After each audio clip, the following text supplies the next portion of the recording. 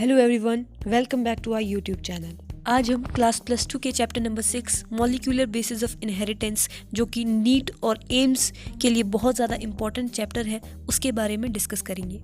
साथ ही साथ जो बच्चे बोर्ड्स की प्रिपरेशन कर रहे हैं उनके लिए भी ये वीडियो काफ़ी ज़्यादा यूजफुल रहेगी।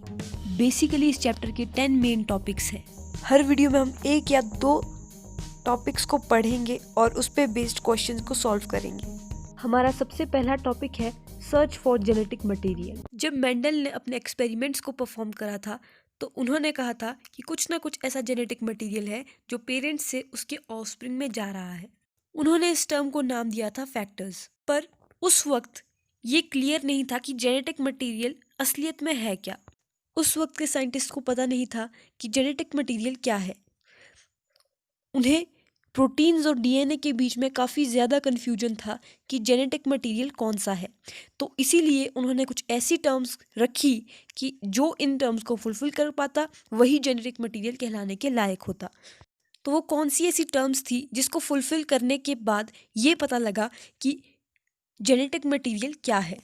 सबसे पहली जो टर्म थी वो थी कि it should be able to generate its replica, that is replication.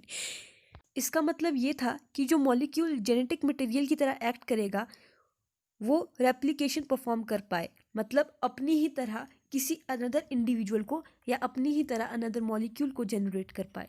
दूसरी जो टर्म थी वो थी कि it should B chemically and structurally stable, मतलब कि जो मॉलिक्यूल जेनेटिक मटेरियल की तरह एक्ट करेगा वो केमिकली भी और स्ट्रक्चरली भी दोनों तरह से स्टेबल होना चाहिए।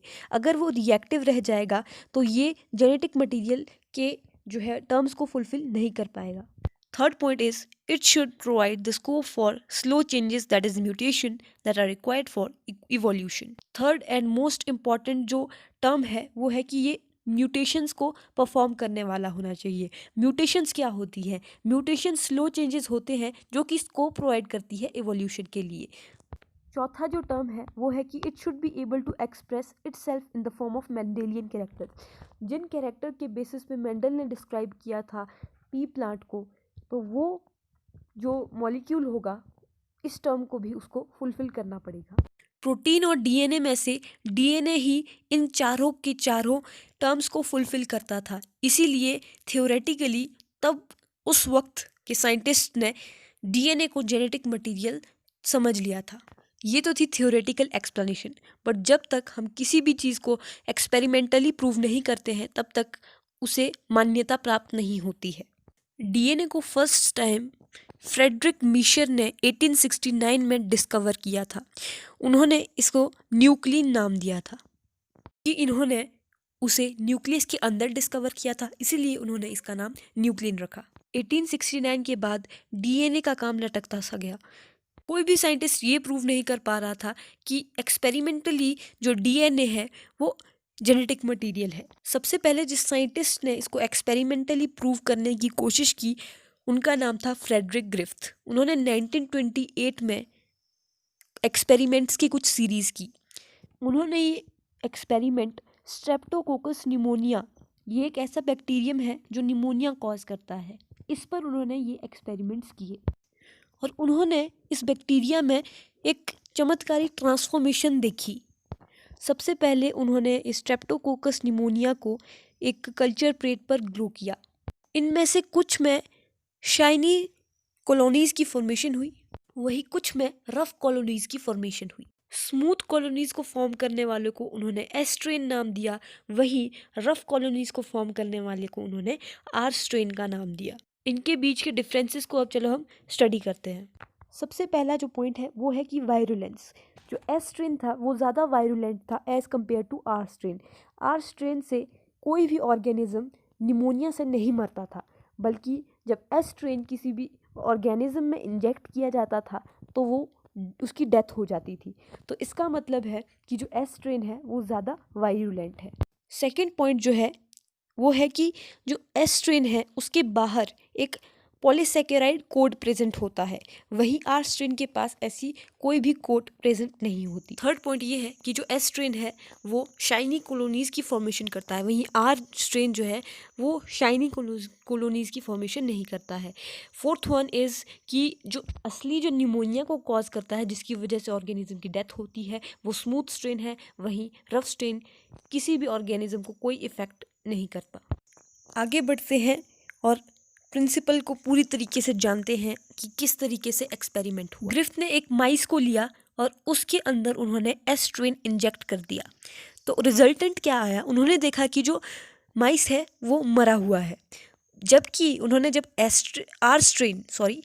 उन्होंने आर स्ट्रेन डाला तो जो माइस है वो जिंदा रहा, तो उस पर उसका कोई इफेक्ट नहीं पड़ा। इसके बाद उन्होंने एस स्ट्रेन को हीट किल कर दिया।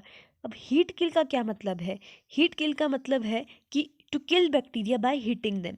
तो उन्होंने गर्म करके उस बैक्टीरिया को मार दिया, और उसके बाद जब उन्होंने उस बैक्टीरिया को माइस के अंदर इंजेक्ट किया तो माइस को उसका कोई इफेक्ट नहीं पड़ा, माइस जिंदा रहा। चौथी बार जब उन्होंने एक्सपेरिमेंट किया तो उन्होंने क्या किया कि एस स्ट्रेन को हीट किल किया। उसी हीट किल जो एस स्ट्रेन था उसको आर स्ट्रेन के साथ जो है दोनों को मिक्स करके, आर स्ट्रेन जिंदा था, आर स्ट्रेन को हीट किल नहीं किया था, तो उन दोनों को जब मिक्स करके माइस के अंदर इंजेक्ट किया गया तो रिजल्टेंट क्या देखा? रिजल्टेंट उन्होंने ये देखा कि जो माइस है वो मर गया है। मिक्सचर कंपाउंड की वजह से जो माइस मर गया था, जब उस माइस के ब्लड के सैंपल्स को लिया गया तो उसमें उन्होंने पाया कि जो एस स्ट्रेन बैक्टीरिया है जिसे हीट किल कर दिया गया था वो लिविंग है। ग्रिफ्थ यहाँ पर काफ़ी ज़्यादा कंफ्यूज हो गए, क्योंकि उन्होंने तो हीट किल किया हुआ एस बैक्टीरिया डाला था और लिविंग आर स्ट्रेन बैक्टीरिया डाला था, पर उन्होंने क्या पाया कि एस स्ट्रेन बैक्टीरिया वो हीट किल नहीं है, वो लिविंग है। और इसके बेसिस पे उन्होंने कंक्लूड किया कि जो आर स्ट्रेन बैक्टीरिया है उसे ट्रांसफॉर्म कर दिया गया है heat kill x strain bacteria के द्वारा। कहने का मतलब है जो हीट किल्ड एस स्ट्रेन था उसने कुछ आर स्ट्रेन में ट्रांसफॉर्मेशन कर दी, कुछ ऐसा एस स्ट्रेन बैक्टीरिया से आर स्ट्रेन बैक्टीरिया में चला गया जिसने आर स्ट्रेन बैक्टीरिया को वायरुलेंट बना दिया, जिसकी वजह से माइस की डेथ हो गई। उन्हें ये नहीं पता लगा कि एग्जैक्टली क्या कंपोनेंट है जो ट्रांसफ़र हुआ, बट उन्होंने कहा कि कुछ ना कुछ ट्रांसफ़र हुआ है। क्या ट्रांसफ़र हुआ है वो इसको डिटरमाइन नहीं कर पाए। तो क्या ट्रांसफ़र हुआ था उसको जो फाइंड आउट किया था वो किया था ऑसवर्ल्ड एवेरी ने, और साथ ही साथ उनके साथ दो साइंटिस्ट और थे, कॉलिन मैकलियोड और मैकलिन एम.सी. कार्टी। उन्होंने 1933 से 1944 के बीच में ये एक्सपेरिमेंट्स को किया था। यहाँ पे आपको याद होना चाहिए कि अभी भी कन्फ्यूजन था कि प्रोटीन है जेनेटिक मटेरियल कि डीएनए है जेनेटिक मटेरियल। यहाँ पे काफ़ी ज़्यादा कन्फ्यूजन था प्रोटीन और डीएनए के बीच में। इस वक्त डीएनए को जेनेटिक मटेरियल की तरह कंसिडर नहीं किया गया था। एवीरी और उनके साथ के साइंटिस्ट लोगों ने क्या किया कि उन्होंने जो heat killed S strain bacteria था उससे बायोकेमिकल्स जैसे कि प्रोटीन है, आरएनए है, डीएनए, इनको अलग अलग रख दिया, और उन अलग अलग रखे हुए बायोकेमिकल्स में आर स्ट्रेन को पुट कर दिया। पहले डीएनए में आर स्ट्रेन डाला, फिर आरएनए में आर स्ट्रेन डाला, फिर प्रोटीन्स में आर स्ट्रेन डाला। उन्होंने क्या पाया? उन्होंने ये पाया कि सिर्फ डीएनए ही ऐसा मॉलिक्यूल था जो एस स्ट्रेन से आर स्ट्रेन में ट्रांसफ़र हुआ था। मतलब कि डीएनए ही वो मटेरियल है जो एस स्ट्रेन से आर स्ट्रेन में ट्रांसफ़र हुआ। प्रोटीन्स और आरएनए पर इसका कोई इफेक्ट नहीं पड़ा। इकलौता डीएनए ही ऐसा एक सब्सटेंस था जो एस बैक्टीरिया से एस स्ट्रेन से आर स्ट्रेन में ट्रांसफ़र हुआ था। तो वो ट्रांसफॉर्म्ड सब्सटेंस क्या था? वो था डीएनए। इन दोनों प्रिंसिपल को हम कंबाइन कह लेते हैं ग्रिफ्थ और एवेरी एक्सपेरिमेंट और एवेरी प्रिंसिपल। अभी भी कुछ साइंटिस्ट इस बात पर यकीन नहीं कर रहे थे, तो पूरा प्रूफ कि जेनेटिक मटेरियल डीएनए है वो आया एल्फ्रेड हर्शी और मार्था चेज के एक्सपेरिमेंट से। इन्होंने ये एक्सपेरिमेंट 1952 में किया था। बैक्टीरियोफाज की हेल्प से उन्होंने एक एक्सपेरिमेंट किया था। बैक्टीरियोफाज क्या है? जो वायरस बैक्टीरिया को इन्फेक्ट कर देता है उसे हम बैक्टीरियोफाज कहते हैं। जब वायरस बैक्टीरिया पे अटैक करता है तो वो अपना जेनेटिक मटेरियल जो है बैक्टीरियल सेल में इंडल्ज कर देता है।